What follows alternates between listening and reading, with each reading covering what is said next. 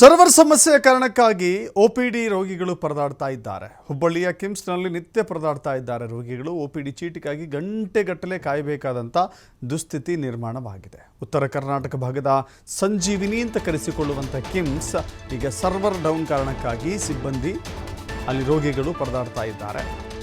ಚೀಟಿ ತೆಗೆದುಕೊಳ್ಳೋಕ್ಕೇನೆ ಟ್ರೀಟ್ಮೆಂಟ್ ಬಿಟ್ಬಿಡಿ, ಚೀಟಿ ತೆಗೆದುಕೊಳ್ಳೋದಕ್ಕೇನೆ ಗಂಟೆಗಟ್ಟಲೆ ಕಾಯಬೇಕು ಅಂತ ಹೇಳಿದ್ರೆ ಹೇಳಿ ಕೇಳಿ ಆರೋಗ್ಯದ ಸಮಸ್ಯೆ ಇಷ್ಟು ವಿಳಂಬವಾಗಿ ಬರುತ್ತಾ? ಅಷ್ಟು ಪುರುಸತ್ತಿರುತ್ತಾ ರೋಗಿಗಳಿಗೆ? ಅಷ್ಟು ಪುರುಸತ್ತಿರುತ್ತಾ? ತಕ್ಷಣವೇ ಕೆಲವು ರೋಗಿಗಳಿಗೆ ತಕ್ಷಣವೇ ಚಿಕಿತ್ಸೆಯನ್ನು ಕೊಡಬೇಕಾಗತ್ತೆ. ಸರ್ವರ್ ಡೌನ್ ಆಗಿದೆ ಅಂತ ಹೇಳಿ ಸಿಬ್ಬಂದಿ ನೆಪ ಹೇಳ್ತಾ ಇದ್ದಾರೆ. ನೂರಾರು ಜನರು ಚೀಟಿಗಾಗಿ ಸರತಿ ಸಾಲಿನಲ್ಲಿ ನಿಲ್ತಿದ್ದಾರೆ.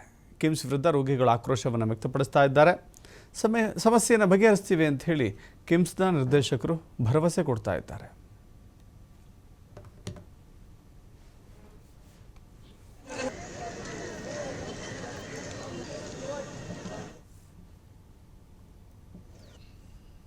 ತಾಸು ಹತ್ರ ದೀಡ್ ತಾಸು ಹತ್ರಿ ಬಂದು ನಾವು ನರಗುಂದ ತಾಲೂಕು ಗುರ್ಲಕಟ್ಟ್ಯಾರ್ರಿ ಅಲ್ಲಿಂದ ಬಂದೇವ್ರಿ. ಈಗ ತೋರಿಸ್ಕೊಂಡು ಒಳಗೆ ಹೋಗ್ಬೇಕಂದ್ರೆ 3 ಗಂಟೆ 1 ಗಂಟೆಕಂದ್ರೆ ಹೋಗ್ಬಿಡ್ತಾರೆ ಊಟಕ್ಕೆ.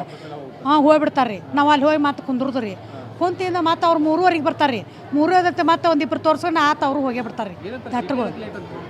ಏನು ರೀ ಸರ್ವರ್ ಇಲ್ಲ ಅಂತ ಹೇಳ್ತಾರೆ ನೋಡಿರಿ ಸರ್. ಇಷ್ಟ ರೀ. ಸರ್ವರ್ ಇಲ್ಲ ಅಂತ ಹೇಳ್ತಾರೆ ರೀ.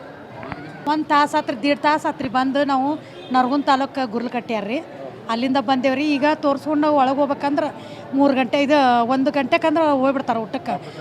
ಹೋಗ್ಬಿಡ್ತಾರೆ ರೀ. ನಾವು ಅಲ್ಲಿ ಹೋಗಿ ಮತ್ತೆ ಕುಂದ್ರದು ರೀ. ಕುಂತಿಂದ ಮತ್ತೆ ಅವ್ರು 3:15 ಬರ್ತಾರೆ ರೀ.